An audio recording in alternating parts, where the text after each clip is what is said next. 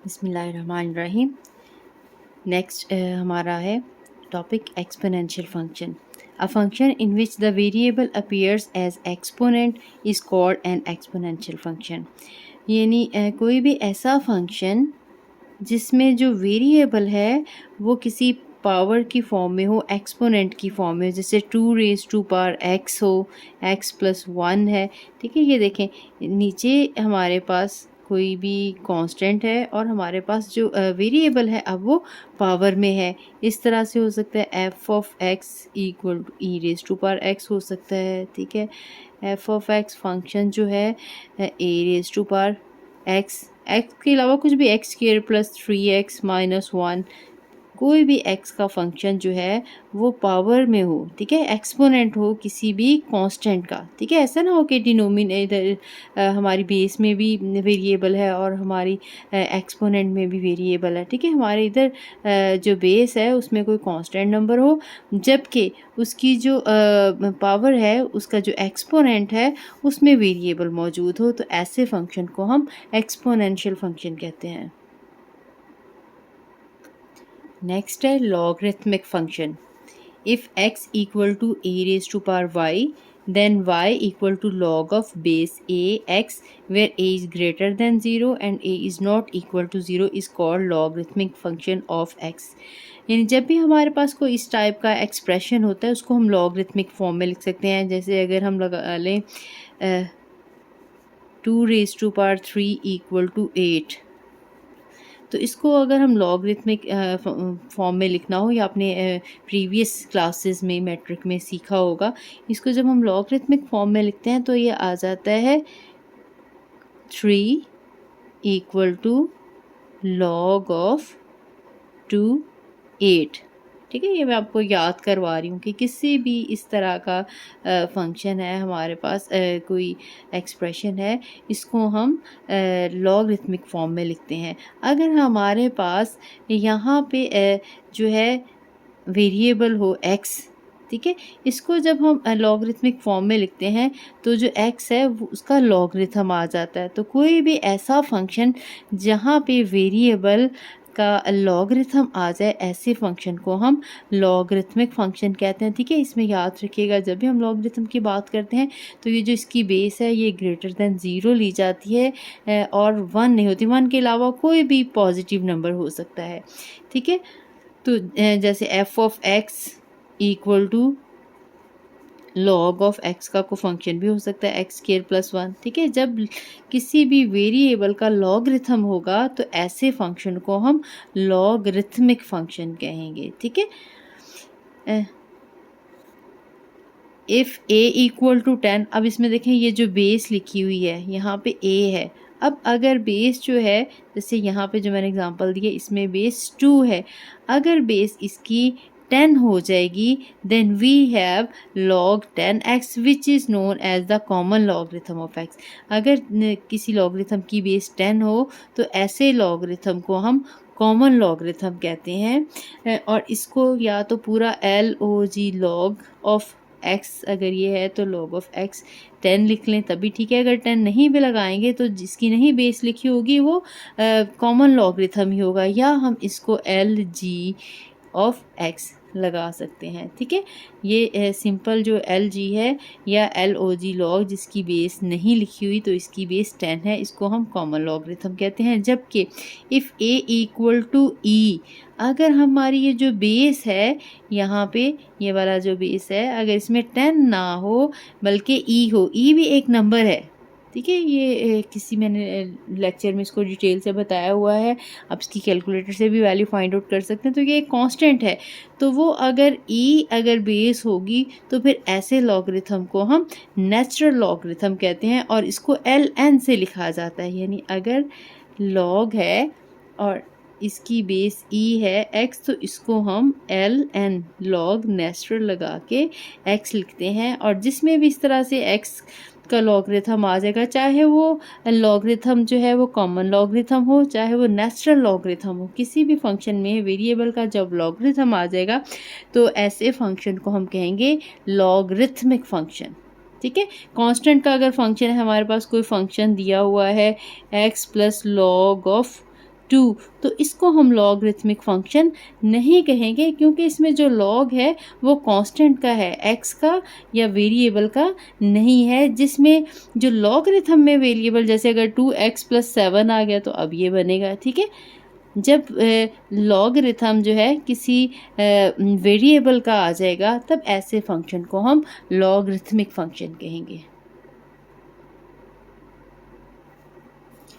Next है trigonometric function. ये हम फंक्शन की टाइप्स पढ़ रहे हैं, जिसमें फर्स्ट टाइप है अलजेब्रिक फंक्शंस। उसको मैंने डिटेल से एक सेपरेट वीडियो में एक्सप्लेन किया हुआ है, उसकी आगे टाइप्स जो हैं वो भी एक्सप्लेन की हुई हैं, ठीक है। बाकी हम फंक्शन की टाइप्स इसमें पढ़ रहे हैं।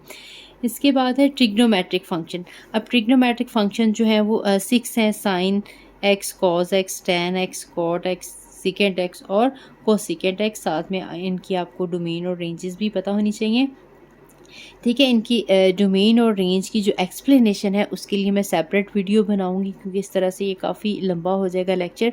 तो आपने जस्ट याद रखना है, डोमेन जो है इसकी आर होती है और range between -1 and 1। Similarly cos जो है इसकी भी डोमेन रियल नंबर्स हैं और इसकी रेंज भी -1 और 1 के बिटवीन है, ठीक है। थोड़ा सा बता देती हूँ, ये जो डोमेन है इसमें एक्स की वैल्यूज़ हैं सारी, यानी कि कौन से एंगल पे हम इसका कोई फाइनाइट आंसर जो है इस फंक्शन का फाइंड आउट कर सकते हैं। तो सारे रियल नंबर्स पे साइन की वैल्यू फाइंड आउट की जा सकती है, सारे रियल नंबर पे कॉस की वैल्यू फाइंड आउट की जा सकती है। तो सारी इसकी डोमेन जो है वो इसीलिए रियल नंबर है। और इनका जो साइन का आंसर है और कौन कॉस का आंसर है, ये हमेशा -1 और +1 के बिटवीन रहता है। -1 और +1 भी वैल्यूज आ सकती हैं या इनका दरमियान वाला कोई नंबर आ सकता है। इसीलिए इनकी जो रेंज है -1 < y < 1, यानी -1 भी हो सकती है और 1 भी हो सकती है। इनके बिटवीन इंटरवल की फॉर्म में अगर हम इसको लिखना चाहें तो हम इसको ऐसे लिखेंगे, -1 से लेकर 1, -1 एंड 1 आर आल्सो इंक्लूडेड, ठीक है। इसी तरह से जो 10 की डोमेन है इसको हम सेट बिल्डर नोटेशन में लिखेंगे, x says that x belong to R and x is not equal to 2n+1 pi/2, यानी वो सारे के सारी वैल्यूज़ में हम 10 की वैल्यू फाइंड आउट कर सकते हैं, सवाए जो ऑड मल्टीपल्स हैं, जैसे 3π/2 है, 5π/2 है, सिंपल π/2 है, क्योंकि यहाँ पे जो 10 का आंसर है वो अनडिफाइंड हो जाता है, इसलिए इसकी ये डोमेन में शामिल नहीं है। जबकि जो इसकी रेंज है वो सारे के सारे रियल नंबर्स हैं, इनमें हर तरह के नंबर्स जो हैं वो आ सकते हैं, 1 से छोटे, 1 से बड़े, नेगेटिव भी, पॉजिटिव भी, ठीक है। इसकी रेंज सारे के सारे रियल नंबर्स हैं। इसी तरह से जो कॉट है ये 10 का रेसिप्रोकल होता है। ये सारे के सारे इनमें, क्योंकि ये फ्रैक्शन उलट जाता है, रेसिप्रोकल है, इसकी डोमेन इससे डिफरेंट होगी। इसमें जो पाई के मल्टीपल्स हैं कोई भी है, वहाँ पे आंसर इन्फिनिटी होगा कॉट का, जैसे पाई है, 2π है, 3π है, 4π है, या नेगेटिव में -2π है, 3π है। इसी तरह से वहाँ वो जो इसकी डोमेन में शामिल नहीं है, क्योंकि वहाँ पे जो कॉट का आंसर है वो अनडिफाइंड हो जाता है, ठीक है। लेकिन जो इसकी रेंज है वो मैंने यहाँ नहीं लिखी, लिख देती। कॉट की जो रेंज है वो भी सारे के सारे रियल नंबर हैं। इसके बाद सेकंड है जो कि कॉस का रेसिप्रोकल है। इसकी जो डोमेन है वो बिल्कुल ये जो 10 की तरह की होगी, ठीक है। इसकी रीज़न भी मैं आपको सेपरेट जो है डिटेल में बता दूंगी।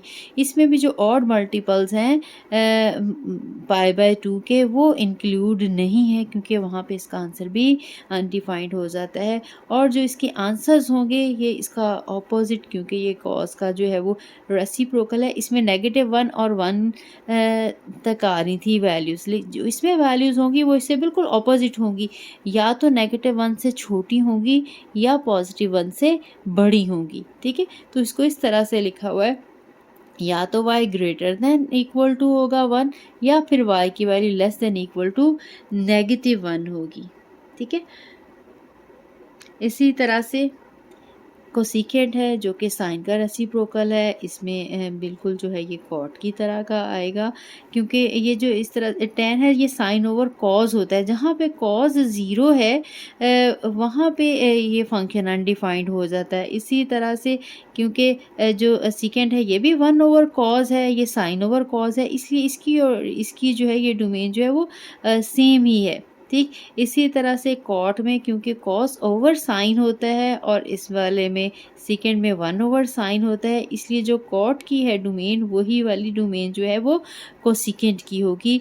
यानी इसमें वो सारे के सारे एंगल्स नहीं आएंगे, एक्स की वो सारी वैल्यूज़ नहीं आएंगी जहाँ पे पाई के मल्टीपल हों। ठीक है, ये पाई/2 के ऑड मल्टीपल हैं, यानी पाई/2, 3 पाई/2, 5 पाई/2, 7 पाई/2, पॉजिटिव या नेगेटिव कोई भी हो सकते हैं।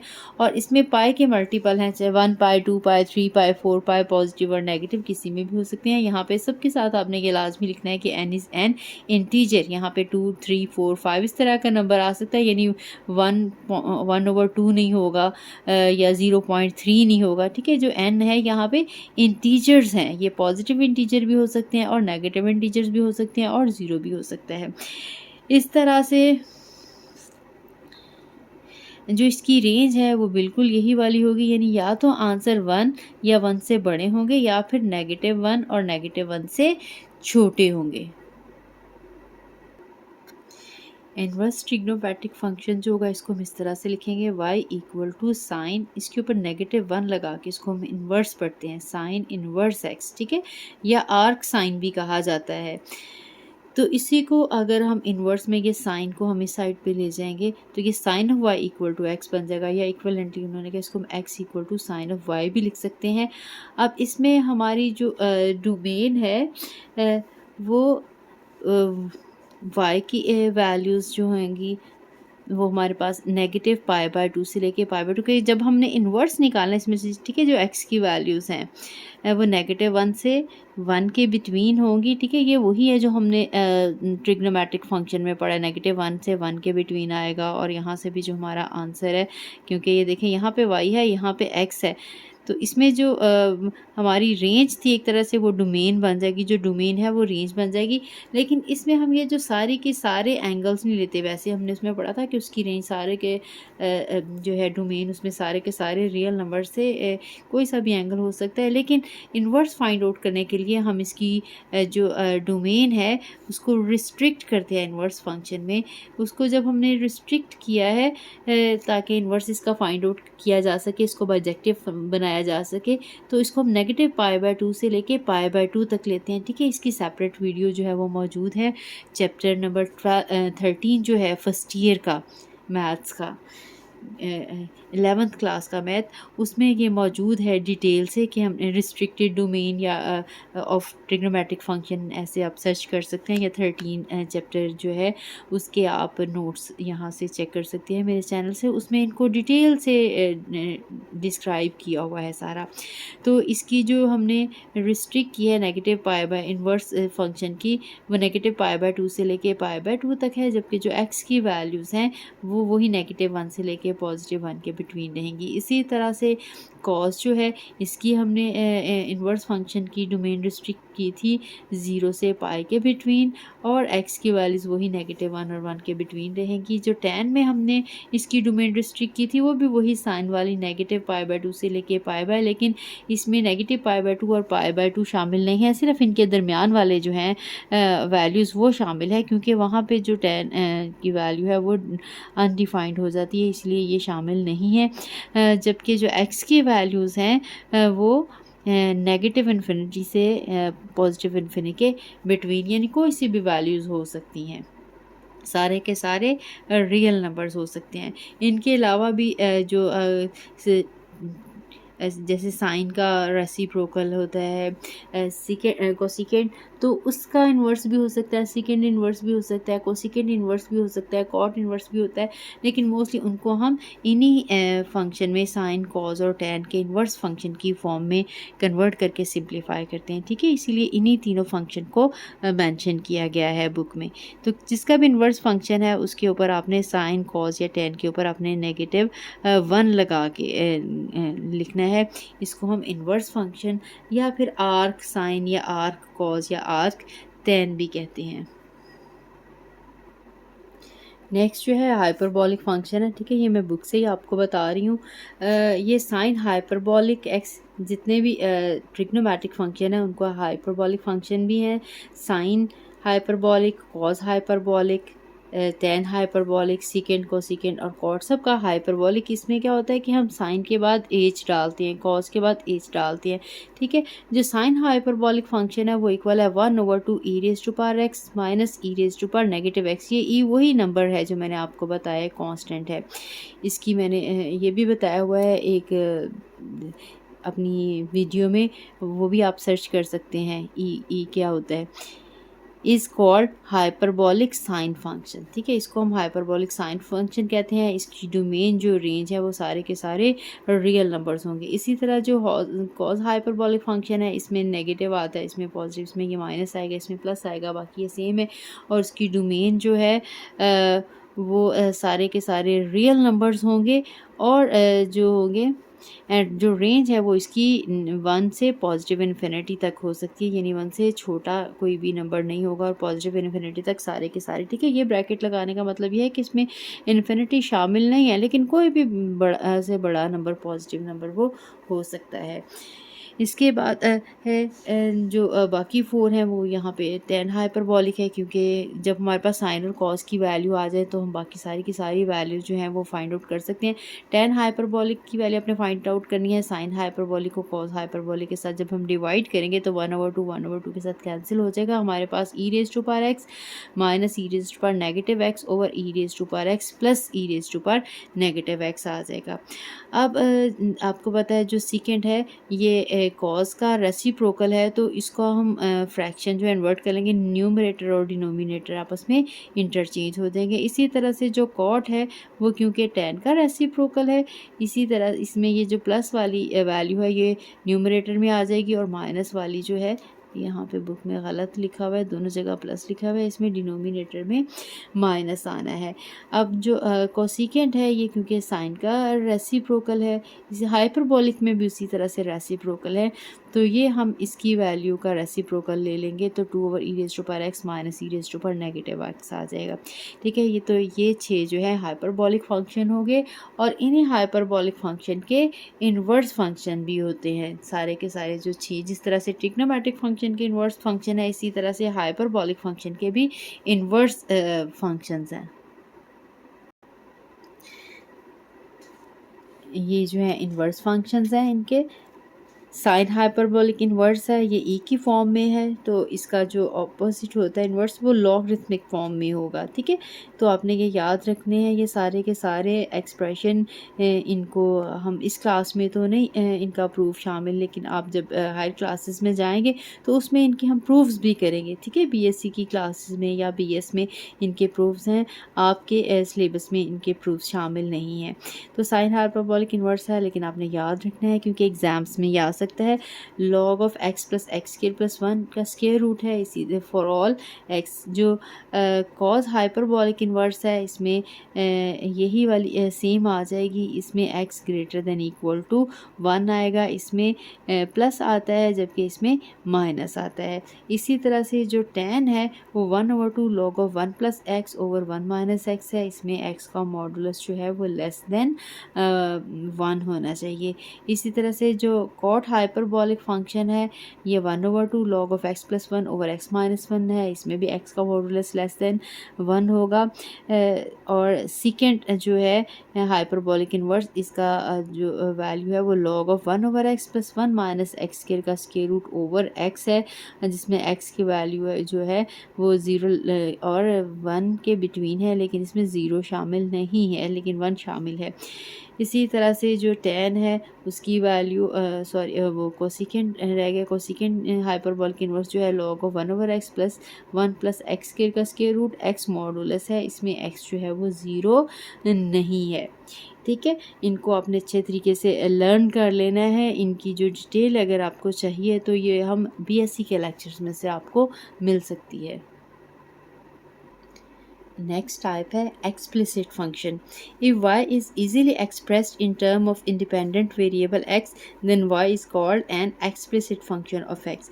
यानी अगर y को हम easily सेपरेट कर सकते हैं, एक साइड पे हम y लगाएं और दूसरी साइड पे x का कोई सा भी फंक्शन हो, जैसे x square plus 2x minus 1 या कुछ भी और हो सकता है, y is equal to 3x square plus 1 का स्क्वायर रूट, चाहे वो लॉगरिथम किसी भी फॉर्म में हो, लेकिन फंक्शन जो है x की वैल्यू सेपरेट हो और एक तरफ सिर्फ y जो है x के फंक्शन की फॉर्म में लिखा जा सके, तो ऐसे फंक्शन को हम एक्सप्लिसिट फंक्शन कहते हैं। ठीक है, इस फंक्शन को हम y equal to f of x भी लिख सकते हैं इस तरह से। ठीक है, इसमें एक तरफ जो है हमारे पास y है जो कि डिपेंडेंट वेरिएबल है और एक तरफ सारा का सारा फंक्शन जो है वो x की फॉर्म में होगा। नेक्स्ट है implicit function. If x and y are so mixed up and y cannot be written in the term of independent variable x, then y is called an implicit function of x. For example, x square plus xy plus y square equal to 2 और xy square minus y plus 9 over xy equal to 1। यानी अगर x और y इस तरह से हो किसी function में मिक्सअप से कि उनको मैं सेपरेट कर ही ना सकूं। जैसे देखें इस वाले में y एक साइड पे अकेला है और इस साइड पे सारा x का फंक्शन है। अगर जैसे कुछ फंक्शन है जिनको देखें x plus y equal to 3 है, तो यहाँ से मैं लगा सकती हूँ y equal to 3 minus x. लेकिन कुछ फंक्शन ऐसे हैं जिनको इस फॉर्म में लिखा ही नहीं जा सकता। जिस तरह से देखें ये एक्स स्क्वायर है, एक्स वाई है प्लस वाई स्क्वायर। सपोज इन दोनों टर्म में से मैं अगर एक y कॉमन भी निकाल लेती हूँ, एक्स स्क्वायर को मैं इस साइड पे ले जाऊँ, x y plus y square equal to 2 minus x square. इनमें से जब मैं एक y कॉमन निकालूंगी तो एक y फिर अगेन यहाँ पे रहेगा y x plus y equal to 2 minus x square. तो अब देखें ये y इस फॉर्म में नहीं लिखा जा सकता। इसको मैं अगर इधर डिवाइड करूँगी तो इस साइड पे भी एक y आएगा। जो भी इस तरह के फंक्शन होंगे जिनमें हम y as a function of x नहीं लिख सकते, ऐसे फंक्शन को हम इम्प्लिसिट फंक्शन कहेंगे। ये भी इसी की एक एग्जांपल है। इसमें से भी हम y को x का फंक्शन की फॉर्म में y equal to f of x इस तरह से नहीं लिख सकते। तो ऐसे फंक्शन जो हैं इम्प्लिसिट फंक्शन होते हैं क्योंकि इनमें x और y जो है वो मिक्सअप से हुए होते हैं। ऐसे फंक्शन को जब हमने लिखना हो तो इसमें सारी की सारी टर्म्स को एक साइड पे लेके आते हैं और उसके बाद उस फंक्शन को हम एफ एक्स वाई की फॉर्म में लिखते हैं। जैसे सपोज इसी फंक्शन को हमने अगर लिखना हो तो ये आ जाएगा x square plus x y plus y square minus 2, यानी एक साइड पे इक्वल टू 0 आ जाता है। इसको फिर हम एफ जितने भी वेरिएबल होंगे एफ एक्स वाई की फॉर्म में, ठीक है, इसको हम y equal to f of x लिखते हैं। जबकि इम्प्लिसिट फंक्शन में अगर 2 वेरिएबल है एफ एक्स वाई आ जाएगा, 3 वेरिएबल हों एफ एक्स वाई जी आ जाएगा। और सारी की सारी टर्म आप सारी या राइट साइड पे ले जाएंगे या लेफ्ट साइड पे। इसमें ये जो भी जैसे इसमें 2 था एक साइड पे, इसको भी मैं इस साइड पे ले आई हूँ। इसमें इक्वल टू 0 लगाने की ज़रूरत नहीं है, ठीक है। तो इक्वल टू 0 करके ये जो बनता है फंक्शन, इसको हम एक्स एफ एक्स वाई की फॉर्म में लगाते हैं। जो हमारे पास इम्प्लिसिट फंक्शन होते हैं इनकी हम पैरामीट्रिक इक्वेशन भी होती हैं, पैरामीट्रिक फंक्शंस होते हैं। पैरामीट्रिक फंक्शंस हैं। Sometime a curve is described by expressing both x and y as a function of third variable t और थीटा। बाज़ दफ़ा ऐसा होता है कि हम किसी एक कर्व को हम डिस्क्राइब करते हैं, उसमें एक्स और वाई दोनों वेरिएबल मौजूद होते हैं, तो उसको हम किसी और वेरिएबल टी की फॉर्म में एक्सप्रेस करते हैं, एक्स को भी और वाई को भी, ठीक है। वो जो टी है या थीटा है या इनके अलावा भी कोई और भी हो सकता है वेरिएबल, इस वेरिएबल को कहते हैं पैरामीटर। और ये जो इक्वेशन बनेगी एक्स और वाई की different the equation of the form x is equal to f of t and y equal to g of t are called the parametric equations of the curve. ये जो separate equation हैं x के भी उसी इस दोनों में variable जो है थर्ड वेरिएबल जो लिया जाएगा वो सेम होगा। एक्स भी टी की फॉर्म में है और वाई भी टी की फॉर्म में कोई फंक्शन है, तो ये दोनों जो इक्वेशन है ये पैरामीट्रिक इक्वेशन कहलाएंगी। और जो थर्ड वेरिएबल जो कि एक्स और वाई दोनों में मौजूद है उसको हम कहते हैं पैरामीटर। जिस तरह से हम इसकी एग्जांपल है x equal to a cos of t या y equal to a sine of t. ये सर्कल की पैरामीट्रिक इक्वेशन है। देखें एक्स भी फंक्शन है टी का और वाई भी फंक्शन है टी का। इनमें से अगर हम टी को एलिमिनेट कर दें, जो सर्कल की एक कार्टेशियन फॉर्म है, एक इक्वेशन है, वो बन जाएगी, ठीक है। इनमें से हम इस थर्ड वेरिएबल को डिलीट करके, ख़त्म करके, एलिमिनेट करके दोनों की कंबाइंड इक्वेशन बना सकते हैं। इसी तरह से पैराबोला की हैं, इस तरह से एलिप्स की हैं, हाइपरबोला की हैं, ठीक है। सबकी जो है वो पैरामेट्रिक इक्वेशन, इसके अलावा और भी बहुत सारे फंक्शन हैं जिनकी पैरामेट्रिक इक्वेशंस हैं। नेक्स्ट है even function. A function is said to be an even if f of negative x equal to f of x for every number x in the domain of f. ऐसा यानी ऐसा function जिसमें negative value या positive value दोनों का answer जो है वो सेम हो। कोई से भी ये नेगेटिव नंबर हो सकता है, यहाँ पे एक्स की वैल्यू ले सकते हैं, उसकी डोमेन के अंदर से ही लेनी है। वो नेगेटिव लें या वो पॉजिटिव लें, उसका जो भी आंसर आए वो सेम ही आएगा पॉजिटिव और नेगेटिव के लिए। तो ऐसे फंक्शन को हम कहते हैं इवन फंक्शन। जिस तरह से हम कह सकते हैं एफ ऑफ एक्स जो है हमारे पास एक्स स्क्वायर। अब देखें, अगर हम एफ ऑफ सपोज 1 के लिए चेक करें, कोई भी नंबर लगा लें, इसमें एफ ऑफ नेगेटिव एक्स भी लगाएं, नेगेटिव एक्स का स्क्वायर लेंगे तो वो अगेन आपको पता है स्क्वायर पॉजिटिव होता है, तो वो स्क्वायर आ जाएगा। एक्स की कोई सी भी वैल्यू लें, जैसे एफ ऑफ -1 लगाएंगे तो -1 का स्क्वायर लेंगे वो भी 1 है, और एफ ऑफ +1 लेंगे तो उसका स्क्वायर आ जाएगा जो कि 1 है। देखिए ये दोनों आंसर जो हैं पॉजिटिव नंबर के लिए और नेगेटिव नंबर के लिए सेम आ रहे हैं। तो ऐसे फंक्शन को हम इवन फंक्शन कहते हैं। जब भी हमने चेक करना हो तो हम एक्स को रिप्लेस कर देते हैं नेगेटिव एक्स के साथ।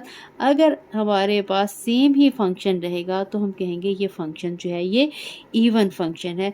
इसके अलावा इसकी एग्जांपल जो है f of x equal to cos of x है, ठीक है। कॉज ऑफ एक्स जैसे आपने ये पढ़ा हुआ है ट्रिग्नोमेट्री वाले फंक्शन में, cos of negative theta is also equal to cos of theta.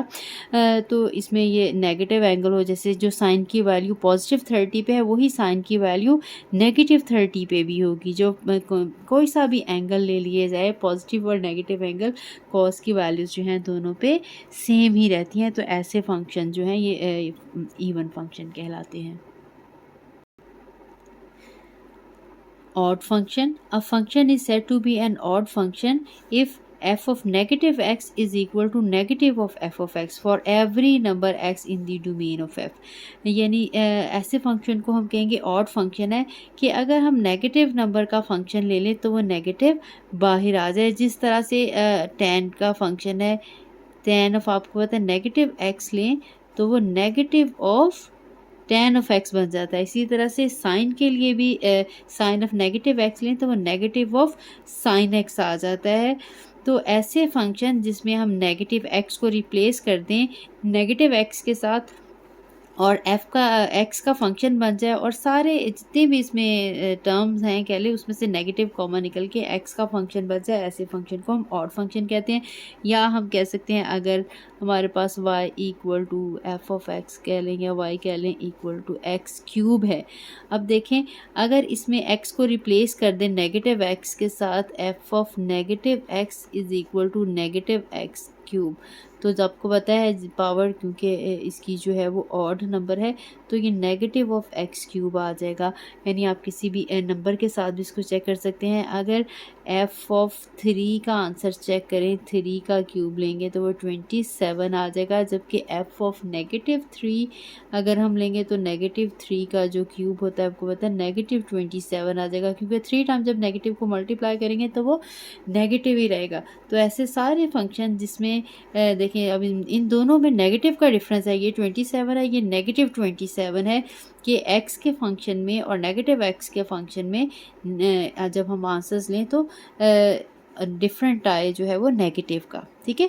अब इसको हम सिंपली चेक करना चाहें तो हम x को रिप्लेस कर देते हैं नेगेटिव x के बाद। अंदर अगर हमारे पास देखें ये x वाला फंक्शन हो और इसके साथ बाहर नेगेटिव x कॉमन निकल आए तो फिर हम इस फंक्शन को कहते हैं ऑड फंक्शन। ज़रूरी नहीं है कि हर फंक्शन या इवन हो या ऑड हो, ऐसा भी हो सकता है कि कोई फंक्शन ऐसे हैं जो ना इवन है ना ही ऑड है। जिस तरह से एग्ज़ाम्पल आपको दे देती हूँ, ठीक है, ये इसमें शामिल नहीं है, ऑड में शामिल नहीं है। अगर हमारे पास एफ ऑफ एक्स जो है वो एक्स स्क्वायर प्लस 1 ही है, जब इसमें से एफ ऑफ नेगेटिव एक्स हम निकलेंगे नेगेटिव एक्स का स्क्वायर प्लस 1, तो ये आ जाएगा नेगेटिव एक्स स्क्वायर प्लस 1। अब अगर इसमें से मैं नेगेटिव कॉमन लेती हूँ तो एक्स स्क्वायर माइनस 1 आ जाएगा, जो कि इस फंक्शन के इक्वल नहीं है। ठीक है, नेगेटिव लेने के बाद ये फंक्शन नहीं रहा। अब ये फंक्शन जो है ना तो डायरेक्टली सेम है, ना ही नेगेटिव निकालने के बाद सेम है, तो ऐसा फंक्शन जो होगा ना तो इवन होगा ना ही ऑड होगा। उम्मीद है कि आपको मेरा लेक्चर पसंद आया होगा।